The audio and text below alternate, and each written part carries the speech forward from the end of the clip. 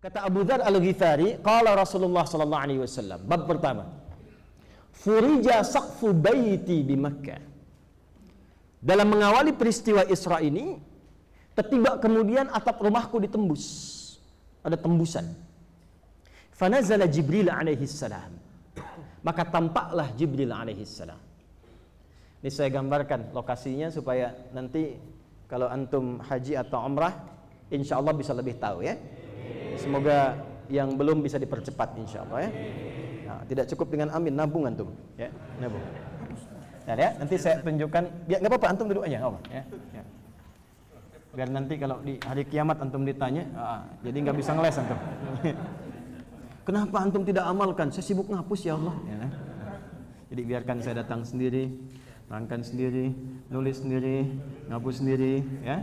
Jadi ringan hisab di hadapan Allah insya Allah. Ini Zam-Zam supaya gampang. Ini ada jam besar di atasnya. Saya sering menyebut jam gadang Arab. Ini Hotel Safwan. Ini ada jalan ke sini ke Mahwas Jin. Dan ini ada bukit namanya Jabal Qubais. Di atasnya ada istana. Jadi tamu-tamu yang dari raja, dari macam-macam, ini ke sini dikasih jembatan nanti ke sini. Jabal Qubais ini tempat Nabi setelah diisrakan, beliau menginformasikannya naik ke sini. Karena ini simbol kepemimpinan, simbol kedudukan. Jadi siapa yang naik ke sini itu pemimpinnya. Makanya kenapa dibangun istana di atas ini untuk memberikan kesan ini sekarang saya yang pimpin, gitu maksudnya. Ya.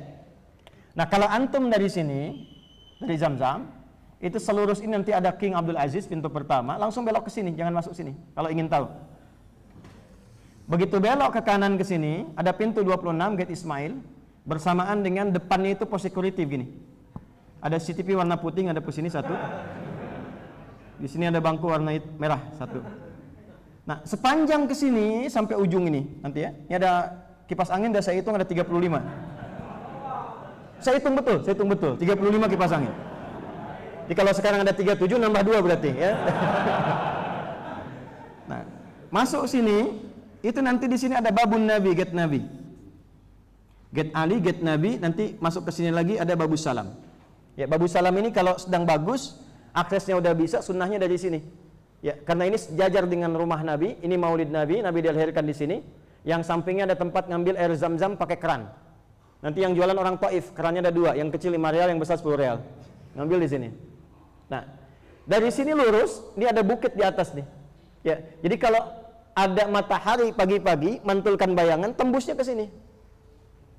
Ya, masuknya ke babus salam, ke sini. Nanti di sini antum akan temukan langsung bertemu dengan Bukit Safa. Kalau keluar dari sini langsung ketemunya Hajar Aswad. Jadi nggak muter-muter. Secara singkat, di gate Nabi ini, babun Nabi, disinilah peristiwa terjadi sebelum keberangkatan Isra.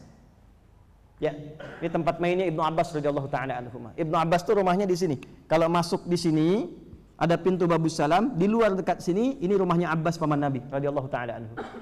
Di sini nanti di Bukit Safa ada rumahnya Arqam bin Abi Arqam. Nah, ini gate Nabi sallallahu alaihi wasallam, di sini peristiwanya.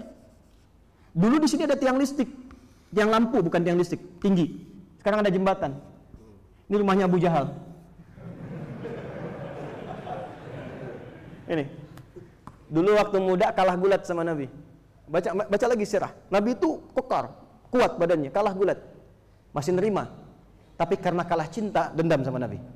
Melamar Sayyidah Khadijah, ketika ditinggal suami kedua, dilamar Abu Jahal, ditolak. Nabi nggak lamar, minta dilamar oleh Sayyidah Khadijah. Maka muncullah dendamnya dari situ karena cinta tertolak. Maka semua yang keluar dari Muhammad mesti salah, walaupun itu benar. Makanya kalau ada orang bodoh, ini bapaknya yang terbodoh. Karena benar pun dia tolak juga, maka disebutlah dengan Abu Jahal. Itu salah satu bab sirahnya. Di sini tempatnya teman-teman. Nah, furija saqfu baiti. Jadi kalau ngajinya begini enak, kita bisa visualisasi. Ini anak-anak di sekolah cuma diajarkan begini. Nabi menerima wahyu di Gua Hiro ya. Gua Hiro itu dari rumah Nabi berapa jaraknya, Joni?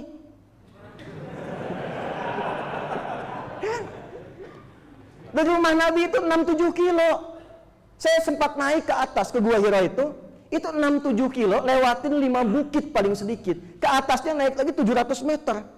Nyampe ke atas puncak, turun lagi sedikit untuk masuk ke akses ke dalam itu. Jadi kalau nggak kuat, nggak mungkin masuk situ. Itu Nabi bolak-balik. Jadi kita bisa merasakan furija saqfu baiti, sebelum peristiwa Isra dimulai itu, ini ditembus nih. Tiba-tiba fanazala Jibril alaihi salam. Fa faraja bi sadri. Maka langsung Jibril alaihi salam menembus dadaku, jiwaku. Ibabnya kitabul iman ya.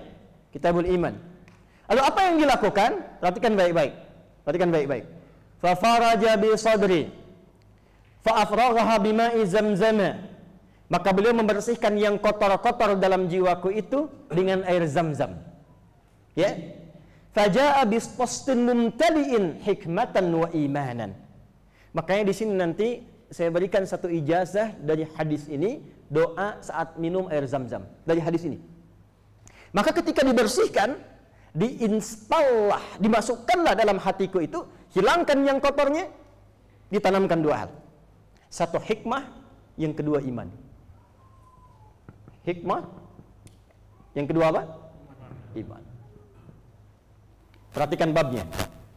Kalau antum ingin diangkat ke tempat tertinggi, menjadi orang yang hebat, makomnya terbaik, maqaman mahmuda, maka apa yang pertama harus dilakukan? Setiap bidang aktivitas, antum mau bisnis, antum melakukan pekerjaan, jangan dilakukan sebelum ketahui dulu medannya. Mau dagang kemana nih? Ke Surabaya, di mana dagangnya? Riset dulu ke sana, perhatikan dulu. Seperti Isra Nabi, sebelum memulai tugasnya dengan sangat luas, ditontonkan dulu oleh Allah. Lihat nih, ini dari Mekah sampai dengan ke Palestina. Seperti ini keadaannya. Ini gambarannya. Jadi setelah digambarkan, Nabi punya wawasan yang luas. Jadi tidak mungkin antum bisa sukses mendapatkan derajat tertinggi kalau nggak punya peta kerjanya. Setelah itu, maka mulailah dengan membersihkan diri, sehingga ketika antum berada di posisi terhormat itu, antum bisa menggunakan kedudukan dan posisi itu dengan cara-cara yang benar. Sebab yang muncul sekarang ini, mohon maaf, karena ini tidak dibersihkan isi hatinya. Punya ilmu betul, ahli hukum ya, ilmunya pintar, banyak informasinya, tapi karena hatinya nggak bersih, maka ilmunya digunakan untuk berbuat sesuatu yang maksiat. Betapa banyak ahli hukum dihukum saat ini. Bukankah orang yang mencuri itu paling banyak orang yang pintar? Ilmunya banyak, sekolahnya tinggi-tinggi, tapi karena hatinya nggak bersih jadi masalah. Suami juga begitu. Kalaupun jadi imam, maaf, tinggi posisinya, tapi kalau hatinya nggak bersih, jadi persoalan di rumah tangganya. Istri juga begitu. Istri itu jangan salah, Bu. Saya berikan kabar gembira untuk ibu saat ini. Dan ini cuma hanya untuk perempuan saja. Laki-laki nggak dapat ini. Ya, nanti bab laki-laki saya berikan sendiri. Idza shallatil mar'atu salataha wa shamat shamaha wa hafizat farjaha wa ata'at zawjaha qila laha yaumal qiyamati udkhulil jannata min haitsu syi'ti. Perempuan tuh masuk surganya gampang. Kata Allah, walaupun cuma sholat fardu saja, nggak pernah sholat sunnah. Walaupun cuma puasanya fardu saja Ramadan, nggak pernah puasa sunnah. Tapi dia yang pertama, dia taat pada suaminya yang baik-baik. Sepanjang meminta yang baik. Ummi berjilbab ya, siap. Ikut pengajian ya, insya Allah. Berapa kali? Berkali-kali nggak apa-apa, insya Allah. Baca Quran ya, insya Allah, siap. Diikuti pada yang baik-baik. Wa ata'at zaujaha wa hafizat farjaha, ini babnya. Dan dia bisa menjaga dirinya, awas hati-hati, menjaga kehormatannya agar tidak bergaul dengan yang bukan mahramnya. Jaga, nggak selingkuh. Bahkan nanti di Quran surah keempat ayat 34 sampai plus menjaga kehormatan suaminya. Ya, makanya nanti kalau sendirian disebutnya mar'ah. Tapi kalau banyak kan disebutnya nisa, beda sendiri. Laki-laki sendirian, rajul. Banyak kan rijal. Hurufnya sama, nggak berubah. Ra, jim, lam. Artinya tegak, kuat, berwibawa. Kaki disebut rijlun karena tegak menopang tubuh kita, kuat berwibawa. Makanya laki-laki itu disebut laki-laki kalau tegak berwibawa, tegas kalimatnya. Jadi kalau melambai, hilang kelaki-lakiannya. Assalamualaikum. Perempuan enggak. Kalau dia sendirian namanya mar'ah, mim, ra, alif atau hamzah, ta. Mar'atun, seakar dengan mir'atun, cermin. Mar'ah, mir'ah. Ya, harakatnya beda, hurufnya sama. Mar'ah itu sesuatu dari murwah yang senang tampil terhormat. Makanya jangan heran kalau perempuan lekat dengan cermin. Orang Arab mengatakan al-mar'atu kal-mir'ah, perempuan seperti cermin, lekat dengan cermin. Ya. Mau ke pengajian, cermin dulu. Turun dari mobil, lihat spion, cermin lagi. Mau masuk, lihat handphone, betulkan lagi. Itu biasa, wajar. Tapi ingat, al-mar'atu mar'ah kal-mir'ah, seperti cermin. Pernah tahu cermin? Kalau kita lempar pakai batu, pecah nggak? Pecah. Bisa disambung kembali? Jangan salah, bisa. Bisa disambung kembali, tapi tak mampu memantulkan bayangan yang sempurna. Perempuan sama, kalau dilukai, bisa cepat memaafkan, tapi sulit melupakan apa yang dialami. Woi, belakang. Antum punya masalah sekarang, ngobrol sama istri, rekening listrik tahun 93 diungkit lagi. Mundur. Ya, babnya apa kaitan dengan yang tadi? Tapi kalau banyak, kan jadi nisa. Nisa itu dari kata nasa. Sifat yang gemar cerita, gemar ngobrol, gemar curhat. Jadi maksudnya apa? Sependiam apapun perempuan kalau sendirian, kalau ketemu temannya suka cerita. Itu poinnya. Makanya fasalihatu qanitatun hafizatun lil ghaibi bima hafizallah. Istri yang bersih hatinya itu dia jaga kehormatannya. Dan jangan lupa jaga kehormatan rumah tangga, terutama suaminya ketika tidak sedang bersamanya. Judulnya ngaji, ketemu teman perempuannya, kajian ummahat. Ukhti apa kabar? Dah ukhti itu. Ya. Alhamdulillah baik. Bagaimana keluarga? Alhamdulillah. Suami bagaimana? Di situ masalahnya.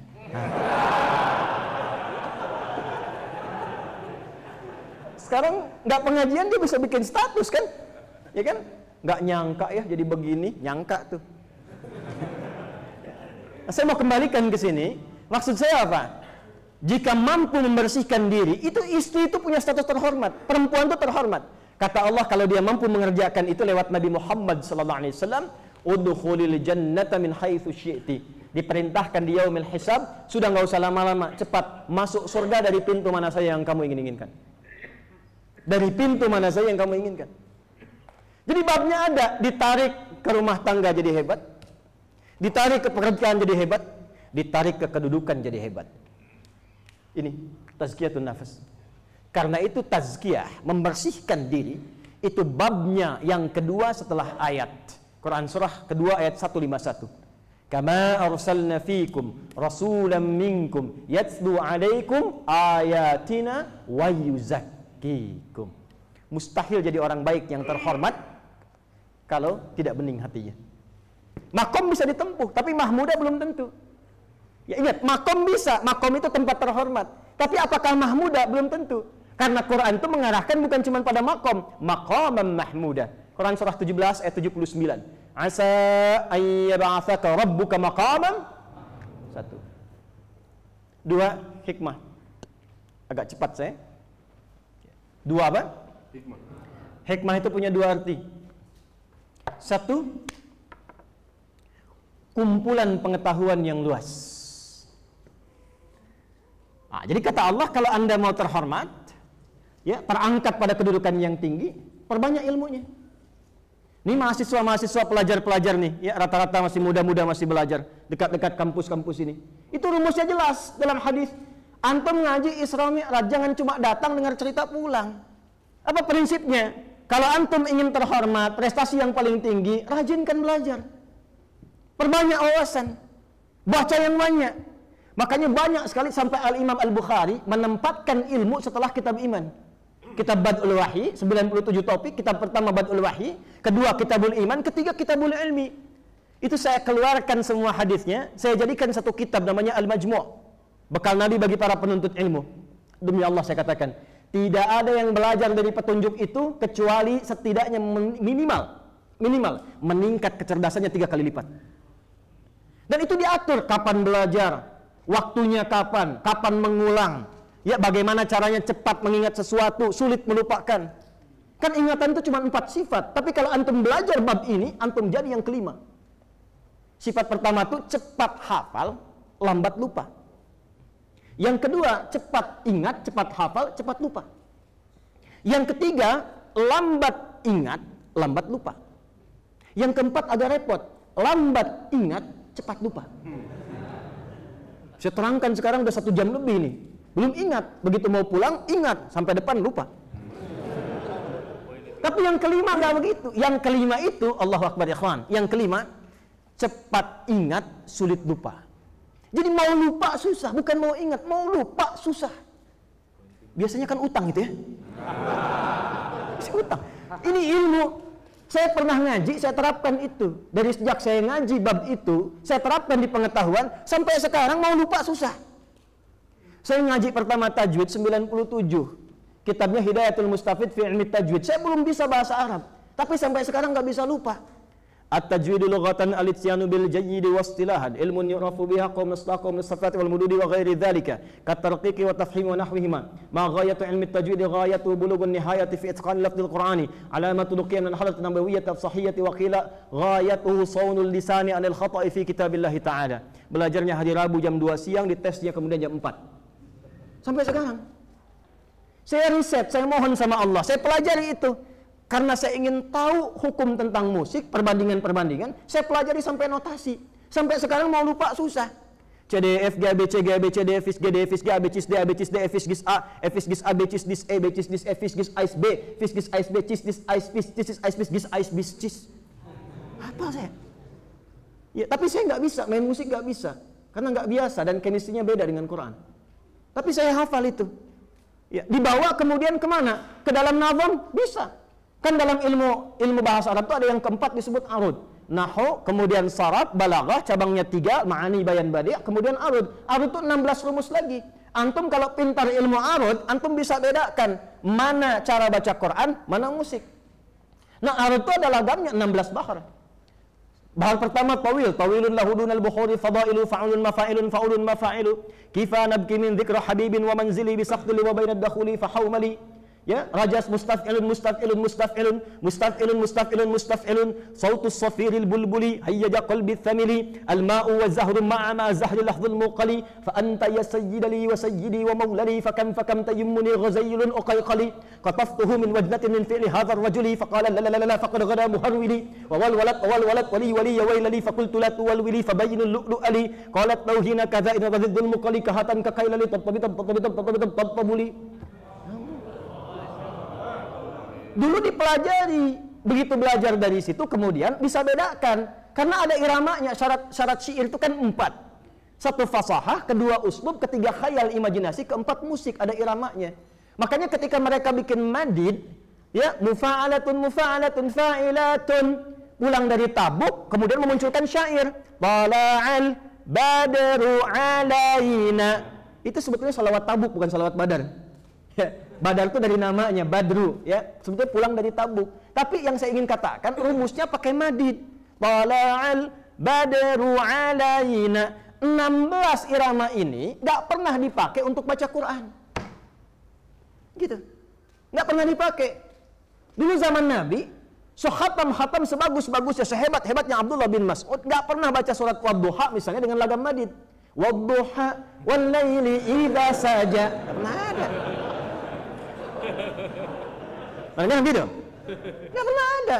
Makanya dari sini kita bisa nyimpulkan hukum. Antum nggak usah aneh-aneh. Jangan lagi baca Quran pakai langgam-langgam yang aneh-aneh. Nanti orang Bandung pakai Fatihahnya, pakai lagamnya Manuk Dadali. Iyyaka na'budu wa iyyaka nasta'in, bubar. Larangan memang nggak ada, tapi ketentuannya juga nggak ada. Di belajar ilmu itu kalau kita masuk menggunakan pendekatan ini nyampe. Dulu orang baca Quran itu menemukan sesuatu. Ya. Misal kita ambil misalnya, ada seorang ulama besar, cendekiawan di bidang kimia. Ya, namanya Jabir bin Hayyan. Itu ngaji surat Al-Hadid sampai ayat 25-26. Wa anzalnal hadid, dan demi keagunganku diturunkanlah kemudian besi. Penasaran, dibawa ke lab ya. Dilihat, dikeluarkan sampai keluarlah atomnya besi. Sekarang orang bilang penemu atom John Dalton, padahal yang meriset pertama Jabir bin Hayyan. Dibawa ke ma'malnya, ke labnya, dikeluarkan, ketemulah atomnya.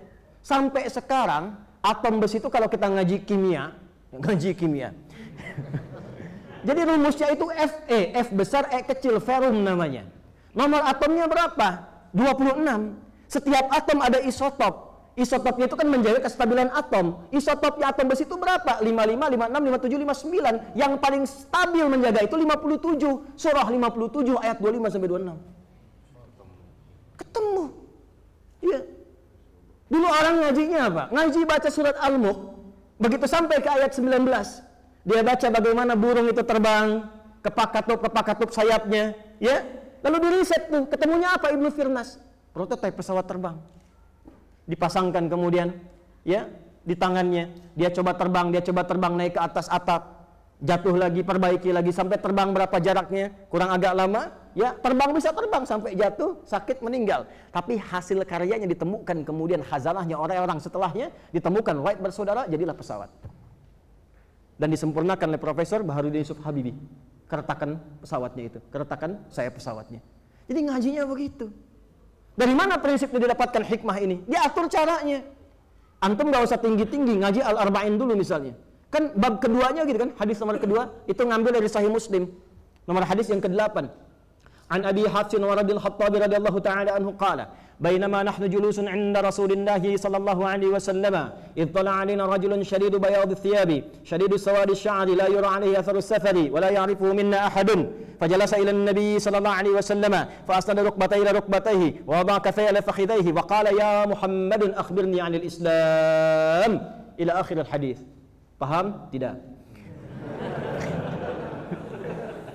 Kadang ngajinya langsung ke intinya, iman, Islam, ihsan, dan kapan kiamat. Baca dulu dari depan, cepi. Cepat pikirkan maksudnya itu begitu ya. Cepat pikirkan. Kata Umar, bainama nahnu julusun. Baina pakai ma, pakai kata kerja, itu sifatnya santai. Bainama nahnu julusun 'inda Rasulillah. Ketika kami duduk-duduk santai dekat dengan Rasulullah. Perhatikan manhaj ilmunya sahabat. Duduk santai pun yang dicari orang pintar yang soleh. Duduk santai pun. Sebab orang pintar itu kalau bercanda nggak akan keluar dari intelektualitasnya. Orang soleh itu kalau bercanda ada manfaatnya. Jangan dikira Nabi nggak pernah bercanda. Ada 150 canda Nabi. 150 hadisnya canda Nabi kurang lebih. Nabi bertemu kedatangan seorang nenek-nenek datang kepada Nabi sallallahu alaihi wasallam, kemudian dia berkata, "Ya Rasulullah, aina ana fil jannah?" Dia bertanya, "Ya Rasulullah, di mana saya di surga?" Nabi menjawab, "Ma kunti fil jannah." Nggak ada nenek di surga. Nangis dia pulang. Di jalan ketemu Umar. "Nabi ki, kenapa nek?" "Ya saya datang kepada Rasulullah SAW. Saya bertanya, aina ana fil jannah, di mana saya di surga?" Nabi jawab dengan entengnya, "Nggak ada nenek di surga." Umar ketawa, ente lagi ketawa dia. Ya. "Saya ini ibadah sampai jadi nenek-nenek, nggak bisa ke surga. Gimana?" Kata Umar, "Benar kata Nabi, shadaqan Nabi." "Oh, bagaimana?" Umar kan jenius. Sampai seorang pemikir dari Mesir namanya Thaha Hussein mengarang kitab namanya Abqariyat Umar. Kata Umar, memang Nabi benar, di surga itu nggak akan pernah ada nenek-nenek. Karena balik lagi keadaan muda dan cantiknya. Saking gembiranya nenek itu lompat pulang. Banyak hadis Nabi tentang canda itu. Ya. Jadi itu prinsip pertama. Maaf ya, antum yang sekolah nih. Atau antum yang menyekolahkan anaknya. Anda menginginkan mi'raj terhormat di hadapan Allah. Anda menginginkan anak-anak Anda mengangkat derajat Anda di hadapan Allah saat kembali ke akhirat nanti. Tapi Anda sekolahkan di tempat yang tidak mengenal Allah. Coba lihat anak-anak Anda sekolah sekarang. Diajarin sholat nggak di situ? Diajarin baca Quran nggak? Kalau cuma dunia, jangankan antum, yang lain juga bisa. Manfaat iman antum ada di mana? Mana sisi terhormatnya? Coba antum-antum yang masih belajar juga nih, ambil hadis ini. Setelah itu siapkan diri, datang. Ya, ketika mau berangkat. Fajalasa ilan Nabi sallallahu alaihi wasallam. Kalau sudah menemukan tempat yang terbaik, guru yang hebat, dosen yang bagus, kampus yang hebat, duduk paling depan. Duduk paling depan. Ya, sehingga apa yang didengar cepat terdengar. Mau ngantuk ditahan-tahan. Ya, sampai beritanya ke kita, mau bikin status malu depan guru. Ya, semua fokus semuanya dapat maksimal luar biasa. Dan bahagianya maaf ya. Saya meriset itu sampai saya beberapa keluar negeri saya perhatikan.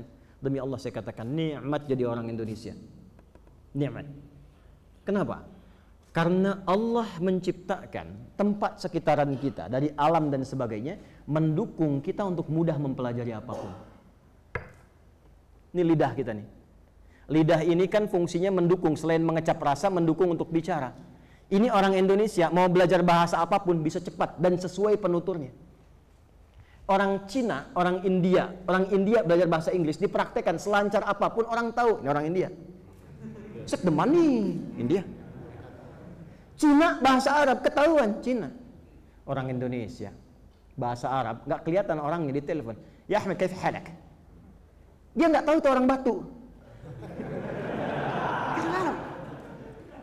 Bahasa Inggris kayak orang Inggris. Hey John, where have you been? Dia nggak tahu itu orang Chicago, bukan Chicago. Jadi belajar apapun nyambung. Komastaka, mabuti, komastaka, savave, bonjour, bahasa Prancis. Ya, watashiwa, Indonesiano, adides, bahasa Jepang. Ya. Kamu naso, baluasi, Bangladesh. Ya. Jadi mau belajar bahasa apapun kita tuh cepat. Dan yang paling luar biasa, ditanamkan kemampuan memahami sesuatu dengan cepat. Jangankan sab depan, kadang-kadang paling belakang aja, nggak pernah nanya, duduk, itu bisa nilainya tinggi. Indonesia tuh. Indonesia. Antum nggak percaya, tuh mahasiswa tuh. Ada kan? Saya di Tripoli, kedatangan anak Afrika datang. Ya Syekh Adi wallahi ajaban Indonesia. Syekh Adi wallahi katanya, saya bingung orang Indonesia. Nabi, kenapa kamu, saya bilang? Itu saya mau ujian, ngapalin 3 bulan. Begitu besok mau ujian, si Fulan, orang Indonesia, minjem catatan saya. Besoknya keluar nilai, saya 7,5, dia 8. Saya bilang, kamu belum tahu sistem SKS. Sistem kebut, kadang-kadang sejam. Tapi itu anugerah. Apalagi kalau antum duduk paling depan. Diambil manhaj Nabi ini, dipahami dengan baik. Ambil majhad tafaqquh Quran surah 9 ayat 122. Masuk dengan keluar mesti beda. Jangan tinggalkan kelas sampai dengan paham. Masuk tuh belum paham, jangan sampai keluar pun belum paham juga. Itulah Mi'raj. Itulah Isra. Datang, kurikulumnya keluarkan, tingkat tertinggi hikmah. Yang kedua, ketika ilmunya sudah luas, bersikaplah bijak. Ya, al-isabatu fil aqwal wal af'al wa wad'u kulli syai'in fi mahalli. Kesesuaian antara perkataan, perbuatan, dan menempatkan sesuatu tepat pada tempatnya. Bijak. Semakin banyak ilmu, semakin luas wawasan, semakin bijak. Yuk kita tarik. Saya akan padukan karena waktunya kita cepat sekali dan sangat singkat. Saya akan langsung sambungkan ke sini. Ya, sambil nyambungkan ini terus ke sini. Nanti saya balik lagi. Bapak Ibu masih ingat gak? Oleh-oleh terbesar dalam Isra Mi'raj itu apa? Salat kan? Coba perhatikan salat. Salat itu ibadah yang sangat unik, pokok dan unik. Dan ini nanti yang mengantarkan kepada maqamah mahmudah dari salat. Dan itu suratnya di Al-Isra. Surat Al-Isra, surah 17, ayat 78 sampai 80. Aqimis salata liduluki syamsi ila ghasaqil laili wa Qur'an al-fajr. 5 waktu. Inna Qur'an al-fajri kana mashhuda. Yang 5 waktu. Wa minal laili fatahajjad bihi nafilatan lak. Kalau mau tambah tingkatkan kedudukanmu di hadapan Allah, naikkan statusnya, upgrade jadi abdun yang saleh. Karena nanti ada hadis lain, ya, ni'mal abdu Abdullah, hamba yang paling baik Abdullah abdun, sepanjang dia gemar menunaikan salat malam, kata Nabi. Ya, ma yaqumul lailu. Yang paling menarik, asa ayyab'atsaka rabbuka maqaman mahmuda. Mengantarkan ke sini, maqam mahmuda. Fokus. Nah, yang paling indah, apa kaitan sholat dengan hikmah? Dengan hikmah.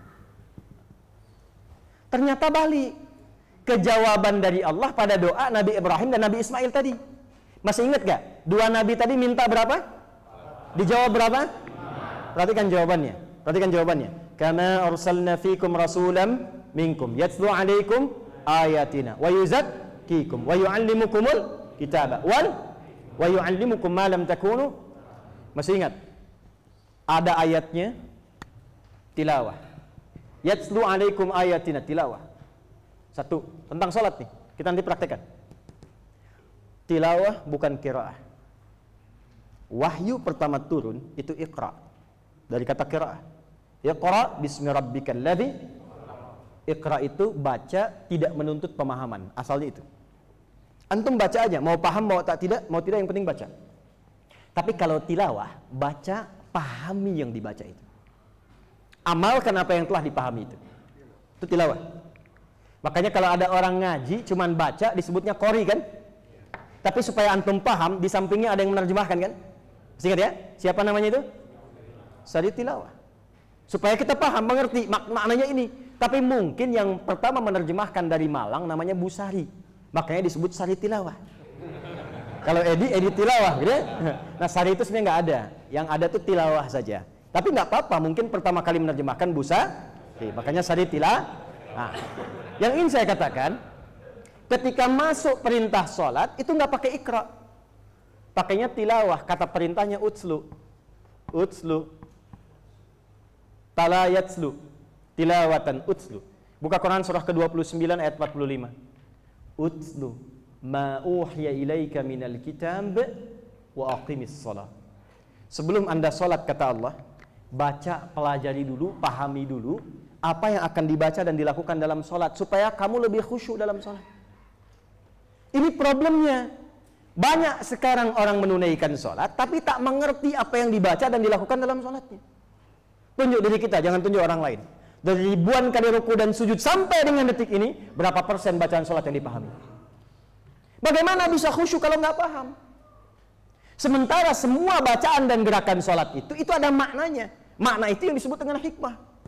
Jadi kalau kita mengerti bacaan dan gerakannya, dipakai dalam sholat, maka fungsi sholat yang pertama kali hadir itu muncul. Apa itu? Tazkiyah. Wa yuzakkikum. Apa fungsinya? Innas sholata tanha anil fahsya wal munkar. Itulah tazkiyah. Itulah kembali ke hadis tadi, pembersihan diri. Itu sholatnya kalau pakai tilawah, dalilnya dipakai, hadiahnya Isra Mi'raj. Gitu. Jadi kalau benar kita sholatnya, contoh begini, contoh nih ya, contoh saja. Jadi semua bacaan dan gerakan sholat itu ada maknanya. Kitabnya ada Nadharat fi Ma'ani Sholat, Asrarus Sholat, itu banyak kitabnya. Saya sudah riset ini. Contoh, lihat sini, contoh ya. Antum kalau ngangkat tangan, ya, angkat di Abu Daud misalnya, sambil mengangkat tangannya, misalnya pada yang pertama begini, hadwaman kibaihi di hadis Muslim, ya. Kemudian mengucapkan fayaqulu Allahu Akbar. Mau yang di sini di Ibnu Majah, mau yang di sini di hadis Muslim atau Al-Bukhari, itu sama-sama mengangkatnya seperti ini. Kemudian mengucapkan Allahu Akbar. Apa artinya begini? Hah? Ini ada maknanya. Apa maksudnya? Maksudnya saat antum akan sholat, maka antum mengangkat, mentawajuhkan diri hanya untuk pasrah kepada Allah saja. Maka buang semua urusan dunia ke belakang. Kalau ingin sholat, dunia jangan dibawa-bawa, buang ke belakang, pasrahkan pada Allah. Buang. Ini orang kebanyakan sulit khusyuk karena saat takbir dunia masih dibawa. Ya. Lisannya Allahu Akbar, Allah yang Maha Akbar. Tapi kadang-kadang begitu takbir Allahu Akbar, lisannya Allahu Akbar, tapi perilakunya handphone Akbar. Allahu Akbar, tang ting tung ting, tang ting tung, tang ting tung. Maaf ya, sedang sholat. Di Mekah kan kadang begitu ya. Ya, Allahu Akbar. Sorry brother, I'm praying. Maaf kawan, saya sedang sholat gitu. Dikalahkan. Allahu Akbar, tapi jemuran Hu Akbar. Update status Hu Akbar. Proyek Hu Akbar. Yang kadang-kadang tega membatalkan sholatnya untuk kepentingan dunia. Ya, jadi kalau yang begitu setan cuma niup doang batal. Dan celakanya ada setan menggoda orang sholat, khusus itu. Nanti lain waktu kalau ke Malang, catat saja ya, insya Allah kita belajar fikih setan. Belum pernah ada kan? Belum pernah ada. Ada 9 tuh, waspadalah. 9 jenis setan. Jangan dikira masjid aman, ada setannya masjid. Ada setannya. Dan setan masjid khusus menggoda DKM. Ingat itu. Ingat. Jadi kalau belum dibangun, mau bangun cepat, semua kompak, udah jadi bisa ribut. Karena setannya jenius, kalau yang digoda jamaah hilang satu datang yang lain. Tapi kalau DKM yang dipecah, orang malas datang. Kenapa nggak ke masjid itu? Ada DKM-nya aja ribut. Itu setan masjid. Dan dia itu dinasnya double, ya. Dan memastikan menggoda orang yang sholat, namanya khanzab. Khanzab. Jadi kata Nabi, kalau anda itu belum sholat, baru berdiri begini, fokus seperti ini, berdiri, itu kita bisa nggak ingat apa-apa, mau sholat aja. Tapi kata Nabi, begitu anda bertakbir, wa idza kabbara kama qala Rasulullah, begitu anda takbir Allahu Akbar, baru dia bertugas. Fayaqulu syaitanu, maka khanzab berkata, udhkur kadza, ingat ini ya, ingat itu. Makanya saat antum mulai takbir begini, baru antum bisa ingat apapun yang tidak ingin antum ingat. Itu pasti benar. Karena bahasa Nabi, antum kalau masih begini nggak akan ingat apa-apa, pasrah. Tapi begitu begini, Allahu Akbar, setan nginput langsung. Sendal tadi aman nggak? Parkiran awas tuh, ya? Itu baru takbir itu. Hatta la yash'ural musalli kam raka'atan yusalli. Sampai ada yang tidak sadar berapa rakaat sedang menunaikan salatnya. Itu bahasa Nabi. Ya. Kalau nggak percaya nanti subuh kejadian tuh. Ntar antum subuh tuh ya, baru takbir, antum akan ingat ceramah saya ini. Hati-hati, setan mulai menggoda. Itu setan. Itu setan. Nah ini bab 1. Jadi kalau kita ngambil oleh-olehnya salat, menerapkan kerumusnya, mengangkat ke tingginya, dalilnya ada semua. Qurannya ada, hadisnya ada. Makanya dulu yang dilatih oleh Nabi, petunjuk dari Allah sebelum hijrah, bukan puasa, bukan zakat, bukan haji, salat dulu. Dan itu diajarkan Nabi berdiri. Apa maknanya berdiri? Coba kenapa berdirinya nggak terlampau lebar begini? Kenapa nggak terlampau rapat? Kenapa sejajar dengan bahu begini? Itu ada maknanya. Ngajinya tuh pas ada 4. Nah sekarang kita baru 2. Ada yang baru 2. Ya, 1 bacaan, kedua adalah gerakan. Kebanyakan orang belajar sekarang bacaannya ini, gerakannya ini. Betul secara fikih. Sah kewajiban. Nggak dosa, ada pahala. Tapi makna belum tentu dapat. Itulah sebabnya banyak orang sholat menggugurkan kewajiban, tapi manfaat sholatnya nggak dapat. Mana tanha anil fahsyi wal munkarnya? Keluar dari masjid masih tertukar sendal. Sendal saya mana ya? Ya Allah lupa. Ini dia ya Allah. Dia pakai padahal dia ke masjid nggak pakai sendal.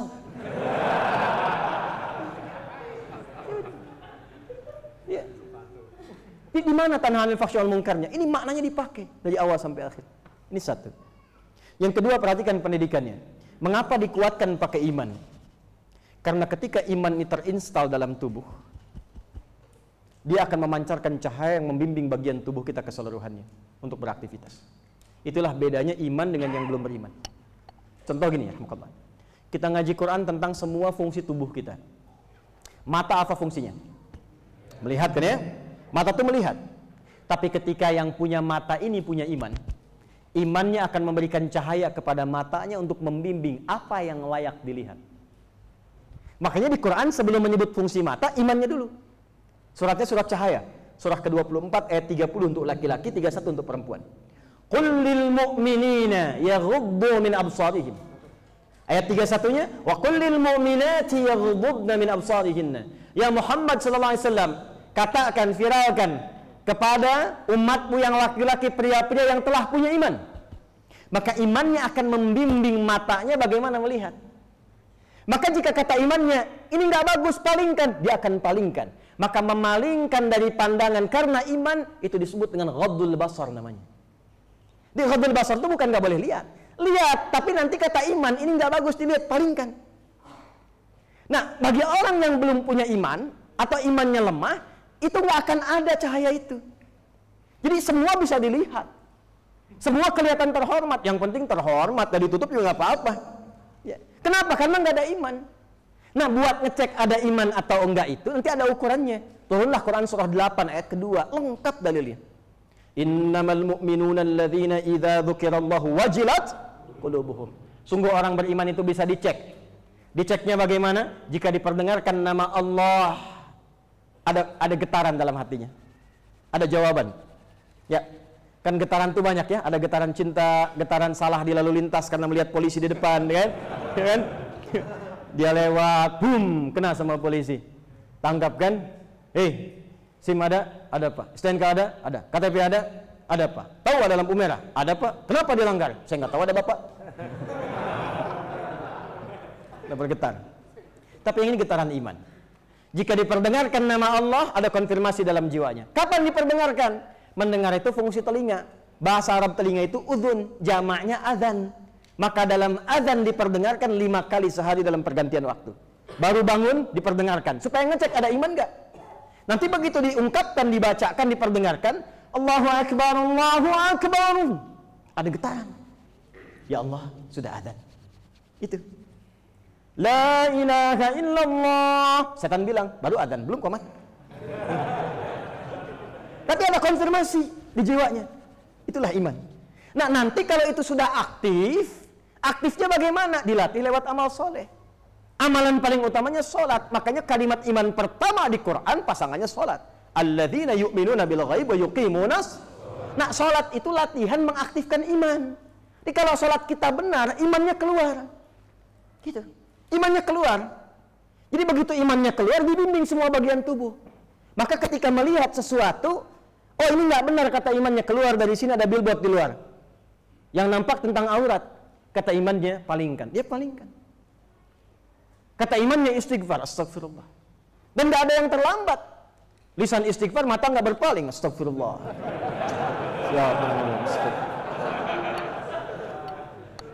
Lisan itu pasti baik, karena lisan itu ketika disebutkan imannya dulu. Quran surah 49 ayat 11 sampai 12. Ya ayyuhalladzina amanu la yasraqu minkum. Iman dulu, jangan saling mencela. Maka orang beriman gak akan mencela. Antum ngaji di mana? Antum ngaji di mana? Ada perbedaan yang antum nilai wajar, sudah berbeda nggak ada masalah. Tapi mencela itu ada masalah. Ya. Kalau berbeda, kenapa harus saling mencela? Antum ngaji Quran, antum ngaji hadis, ngaji sunnah. Di Quran mengatakan bersatu, jaga dengan baik, jangan mencela. Antum pulang bisa mencela. Quran mana yang antum pelajari? Kalau beda, ditunjukkan. Kalau yang pokok diluruskan, kalau yang furu ditoleransi. Nanti kita tunjukkan dalam bab sholat. Ya. Nah, kembali ke situ lisan. Karena ini nanti akan fatal. Ada orang sudah seharusnya masuk ke dalam surga, tapi punya persoalan karena nggak optimal menerapkan ini. Di hadis Muslim, kata Nabi, ya'til yaumal qiyamati bis salatin wa siyamin wa zakatin. Di hari kiamat dia pulang, salatnya rajin, zakatnya rajin, puasanya rajin. Tapi sayang, qad syatama hadza, dia mencela si fulan. Wa kadzafa hadza, menuduh si fulan. Wa daraba hadza, senang berselisih. Wa safaka dama hadza, ada yang bahkan menumpahkan darah menyebut nama Allah di dalamnya. Maka timbangannya begini, tu'khadhu hadza min hasanati wa hadza min hasanati. Kalau ada orang sholat mencela orang lain, diambil pahala sholatnya, diberikan, ditransfer kepada yang dicela itu. Fa in faniyat hasanatu, kalau habis kebaikannya, diambil dosa orang yang dicela itu, ditimpakan kepadanya, fatuliha finnar. Dilemparkan ke neraka dulu, dibersihkan dulu. Ini bab kaitannya ini, teman-teman, ikhwan. Iman. Jadi kalau benar sholatnya, iman aktif cahayanya, dibimbing bagian tubuh kita. Makanya kalau antum lihat sesuatu kan, antum buka YouTube nih, mau ngaji, iklannya nggak betul, langsung antum hilangkan kan, pindah kan, itulah iman. Jadi kalau di luar itu melihat sembarangan, nggak ada skipnya, tampilannya terbuka, karena nggak ada iman, wajar, karena nggak ada iman. Makanya ukurannya standarnya standar kehormatan dari budaya, kita standarnya iman. Jelas di sini? Halo, jelas? Oke, teruskan. Pelajaran pertama. Hikmah dan iman. Jadi sepulang Isra Mi'raj, sepulang kajian, kita tetap punya semangat untuk menggapai posisi tertinggi dan kita mulai semua dengan mendekat kepada Allah. Maaf, di rumah tangga. Pengen rumah tangga samara? Gitu ya? Samara itu kan sakinah, mawaddah dan rahmah. Yang punya sakinah siapa? Yang punya mawaddah? Yang punya rahmah siapa? Yang punya rizki siapa? Antum pengen itu semua, antum jauh dari Allah. Bagaimana mendapatinya?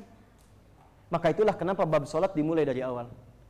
Betapa banyak persoalan yang sebetulnya sangat sederhana menjadi kompleks dan sulit diselesaikan karena selalu meninggikan pengetahuan dan jabatan.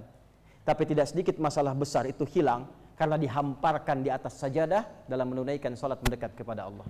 Makanya suratnya surat At-Tolak, tapi isinya tentang takwa.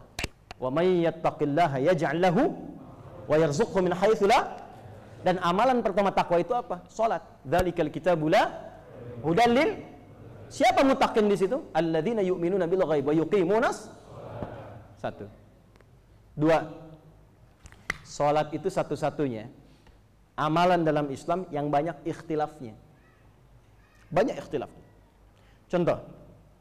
Mohon izin, mohon maaf. Saya ambil dulu misalnya dari takbir.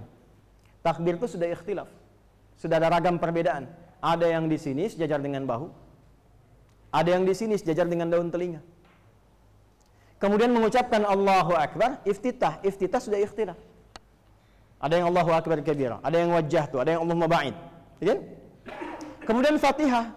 Fatihah juga ada riwayatnya. Ada yang Malik Yaumiddin baca panjang, Malik Yaumiddin. Ada yang baca pendek, qaulun waras, Maliki yaumiddin. Ihdinas siratal mustaqim, 3 riwayat ikhtilaf. Ada yang pakai shad, ya hafaz dari Asim, Ihdinas siratal mustaqim. Ada yang pakai sin, Qalun, Warash dari Nafi'. Ihdinas siratal mustaqim. Ada yang pakai zai, ihdinas siratal mustaqim. Tuh. Ya, alaihim, ada yang pakai alaihum, ada yang pakai alaihimu. Udah ikhtilaf. Ya. Tapi Masya Allah, apa yang diajarkan dari semuanya ini? Allah ingin mengajarkan dalam kehidupan itu kadang-kadang ada yang tidak seragam, ada yang tidak mesti sama. Karena kenyamanan seseorang itu dari karakternya bisa berbeda-beda.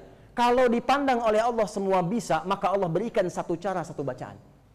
Contohnya takbir.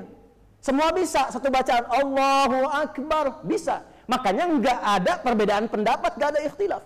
Nggak ada orang sholat Allahur Rahman, Allahul Quddus. Ya semua Allahu Akbar. Tapi dalam hal yang diduga hamba-hamba itu memiliki kenyamanan yang berbeda, bahkan mungkin punya kemampuan akibat pengaruh lingkungan yang tidak sama, diberikanlah keragaman-keragaman itu. Contoh misalnya, bacaan Al-Fatihah. Dari bacaan kita mulai ngaji, riwayatnya sudah ada 7 yang pokok mutawatir. Ada penafsiran qiraat sab'ah. Ada orang Arab yang nggak bisa baca A, bacanya saja. Sekarang Palestina, Syria, wilayah Irak ke sana itu pakai E. Kaifa halu, kaifa halik? Madrasah, madrasah. Ana, ani, anta, ente. Mungkin Betawi ke sana nasabnya deh.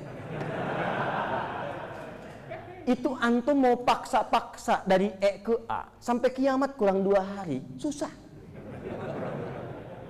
Karena pengaruh topografi lingkungannya membentuk dia mengucapkannya jadi E. Ya sama di sini, sepeda, sepeda. Main ke Medan, sepeda. Ya, barangnya kan sama, cara bacanya beda. Karena pengaruh lingkungan membentuk lidah dia bertutur. Maka turunlah riwayat menggunakan E selain A. Wadduha, wadduha, wadduha, wallaili idza saja, ma wadda'aka rabbuka wa ma qala, walal akhiratu khairul laka minal ula. Wadduha, wallaili idza saja, ma wadda'aka rabbuka wa ma qala, walal akhiratu khairul laka minal ula. Antum bisa senyum ketawa. Saya baca di tempat lain wadduha. Dia ketawa tuh. Ini nggak biasa.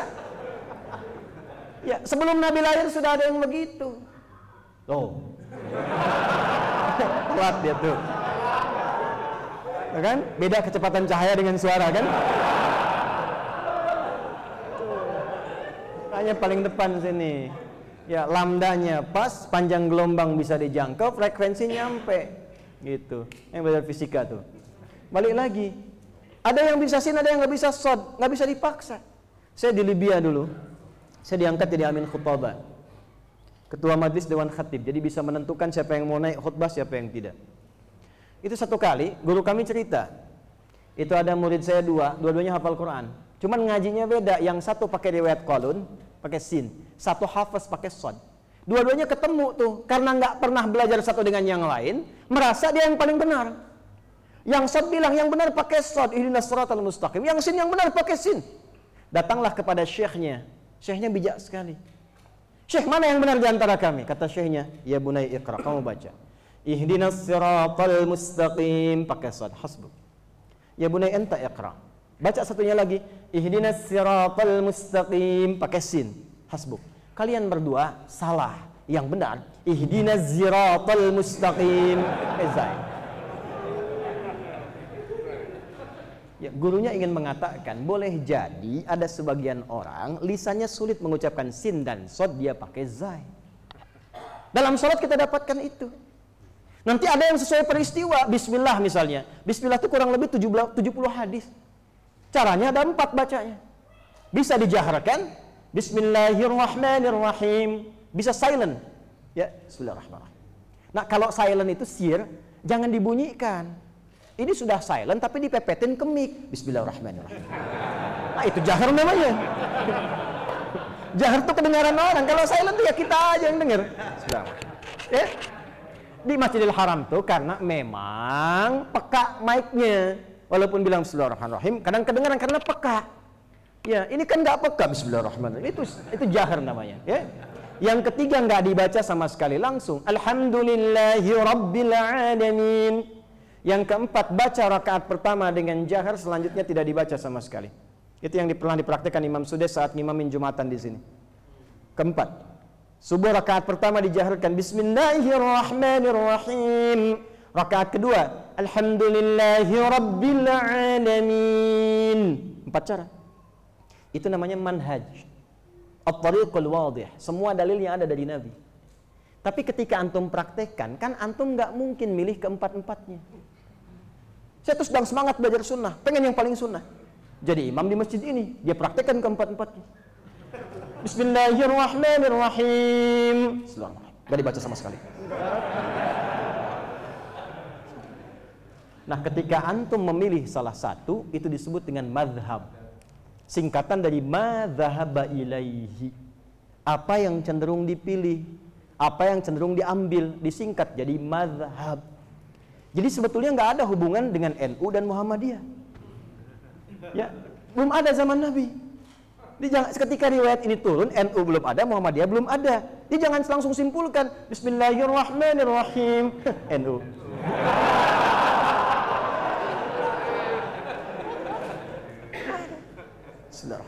Alhamdulillahi Rabbil Alamin. Muhammadiyah.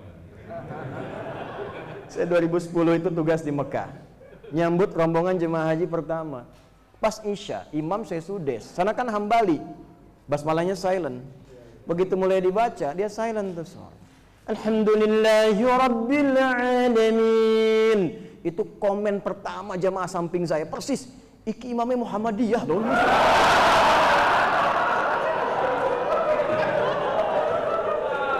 Jadi Muhammadiyah cabang Masjidil Haram.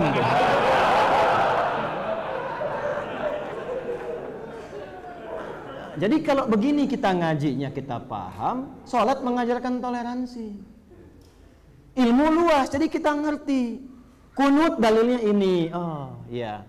Kalau kita makmum di belakang orang kunut, sampai Ibnu Salah Al-Utsaimin, itu mazhabnya Hambali. Hambali itu nggak kunut. Di nazilah aja kunutnya. Tapi fatwa beliau apa? Kalau engkau bermakmum di belakang imam yang kunut, engkau aminkan, ikut kunut. Ikut kunut itu. Jadi bukan imamnya kunut Allahumma hdina fiman hadait, bid'ah. Amin. Amin. Antum jadi imam, imamnya nggak kunut, di belakang nggak usah sujud sahwi. Kan ikut imam. Innama ju'ilal imamu liyutamma bihi. Fa qira'atul imam qira'atul ma'mum. Dijadikan imam itu untuk diikuti, semua tercover oleh imam. Babnya ada. Itu bukan talfik namanya. Karena ikut imam. Kalau kita paham, dan imam pun nggak sembarangan. Jadi imam ada kualifikasinya. Siapa yang jadi imam?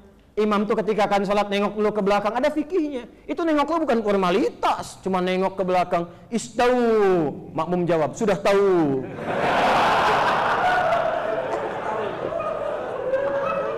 Istau, istakim balik begini, bukan begitu. Lihat siapa yang sholat. Oh ini orang transit. Oh yang ini senior nggak bisa berdiri lama. Yang itu wajahnya cool-cool semua. Maka dari situ imam bijak berbalik kemudian membaca surat sesuai kapasitas makmum. Nah ini ngelihat, nggak lihat imam, nggak lihat makmumnya, tiba-tiba balik aja. Ghairil maghdubi alaihim waladdallin. Amin. Bismillahirrahmanirrahim. Yasin. Makmum udah begini. Allahu Akbar.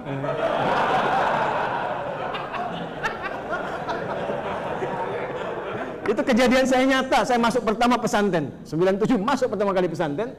Imamnya kelas 6, tingkat paling tinggi. Jadi begitu tarawih, santri baru datang.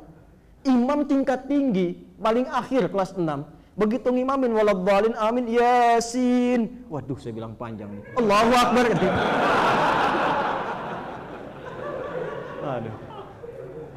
Begitu. Imam diikutin, ikutin imam.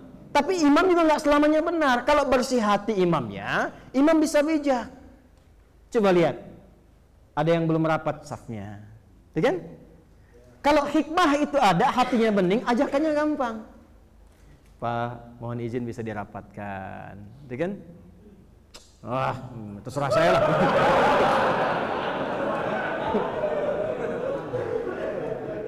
Masjid ini belum ada, saya sudah ada di sini.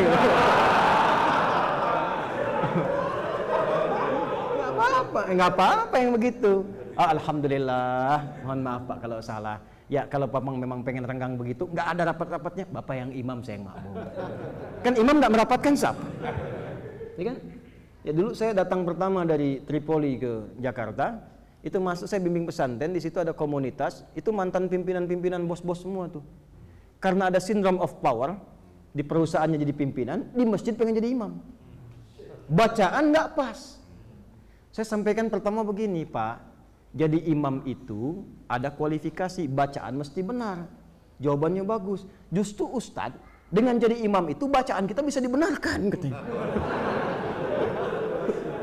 Wah, ini repot nih. Maka pakai fikih dakwah. Bagus, Pak, bagus. Bagus, boleh, Pak. Saya sepakat Bapak jadi imam. Sambil kita benarkan, sambil jadi imam. Jadi sambil Bapak dibenarkan, Bapak imamnya spesial duhur dan asar dulu. Nanti saya khususkan santri untuk bimbing Bapak. Ya, bimbing Bapak. Jadi maghrib sama isya subuh biar saya dan santri itu. Sepakat, Pak? Sepakat. Yang penting nggak menurunkan status dia sebagai imam. Tapi imamnya zuhur dan nggak bunyi. Nggak bunyi. Jadi begitu dia dengar maghribnya bagus, isyanya bagus, bacaannya subuhnya bagus, sudah mulai bagus bacaan, kita tawari, Pak monggo imam. Oh sudah, yang ini saya sudah bagus. Tapi imam nggak selamanya benar.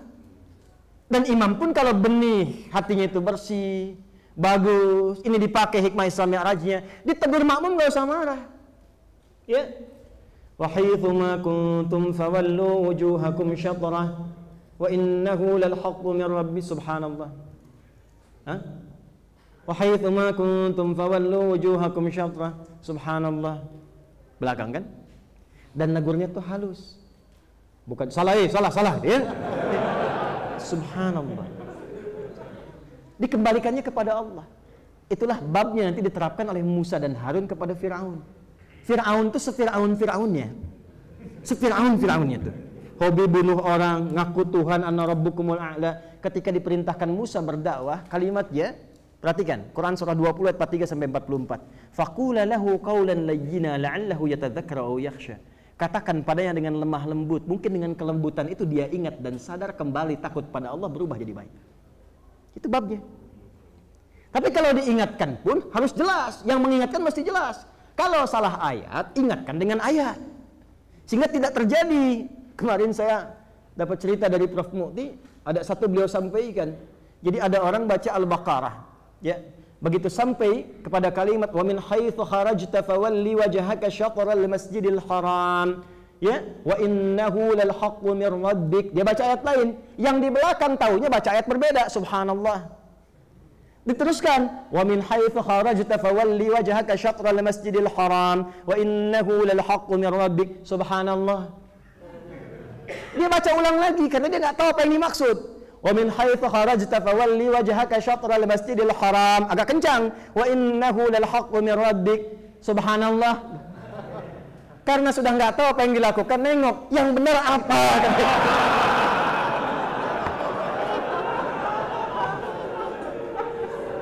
Ya, jadi makmum pun kalau mau luruskan imam itu, ada yang beda pendapat, mesti jelas juga. Kalau mau menyoal, datangkan argumentasi, duduk baik-baik. Jangan cuma karena berbeda, belum kenal, sudah berpisah. Assalamualaikum akhi, bid'ah. Gimana? Beda boleh, tapi jangan sampai perbedaan itu menghalangi kita minum teh bersama. Asik dia soalnya. Praktekkan. Nah itulah yang menyatukan. Memang tidak harus sama, pasti akan berbeda. Pasti akan beda. Karena masing-masing punya kecenderungan. Kan Al-Baqarah 148 kan? Walikulli wijhatun huwa muwal. Iya, fastabiqul khairat. Di sini ada yang wajjahtu, di sini ada yang Allahumma ba'id, sini ada yang Allahu akbar kabira, ada yang langsung ke Al-Fatihah, ada yang beda-beda. Tapi kita punya jurusan yang sama. Pelajari manhajnya, pelajari madhabnya. Madhab itu bukan kelompok. Madhab itu pilihan yang tersambung kepada Nabi. Cuman yang mengkodifikasikan, mengumpulkan para imam-imam besar. Imam itu sudah hafal, pandai nulis. Yang imam banyak, dulu menghafal. Cuman semakin dekat kiamat, semakin banyak yang lupa hafalan. Nah, ini dekat-dekat kiamat tuh, banyak yang lupa tuh. Ya. Jadi ini gurauan saja. Maksudnya apa? Ada 4 bintang di zamannya. 150 Hijrah meninggalnya Imam Abu Hanifah An-Nu'man. Datang Imam Malik, lahir tahun 93 atau 94 Hijrah. Imam Syafi'i 150 Hijrah. Imam Abu Hanifah meninggal, Imam Syafi'i lahir. Imam Ahmad bin Hanbal 163-194 Hijrah. Itu 4 imam ini, di luar yang lainnya, itu yang hafalannya sangat kuat dan menuliskan semua sumber referensi. Jadi dituliskan. Makanya hasil tulisan itu nyampe ke kita sekarang. Makanya kita mau belajar apapun pasti nyambungnya lewat situ. Antum mau belajar bab apa, nyambungnya ke situ nanti. Ya, makanya satu jalur yang kita pelajari, jalurnya itu semua dari Nabi ujungnya. Imam Syafi'i tahu 4 bacaan bismillah itu. Tapi kalau beliau pengen pakai dalam sholat, kan harus pilih satu. Beliau pilih yang jahar. Bismillahirrahmanirrahim. Pilih. Imam Malik gurunya nggak baca sama sekali. Imam Abu Hanifah nggak baca sama sekali. Imam Ahmad bin Hanbal ditengahi oleh beliau. Beliau senang yang tengah-tengah. Yang ini jahar, yang itu nggak baca. Saya pilih yang silent. Sebab kalau nggak ada yang ini, nggak akan orang kenal dengan riwayatnya. Jadi itu cara memahaminya demikian. Kalau kita insya Allah sudah seperti itu, kompak kita insya Allah. Ya, jamaahnya hidup insya Allah. Dan hikmah Isra Mi'rajnya pasca Isra Mi'raj, semangat itu mengantarkan kita pada awal langkah tempat tertinggi dengan hati yang bersih. Maka dari hati yang bersih itulah sofa muncul menuju kepada marwah. Kalau sudah dapat marwah di posisi yang tinggi, tinggal kita memohon, maka disitulah berkah dan rahmat diturunkan oleh Allah Subhanahu wa Ta'ala.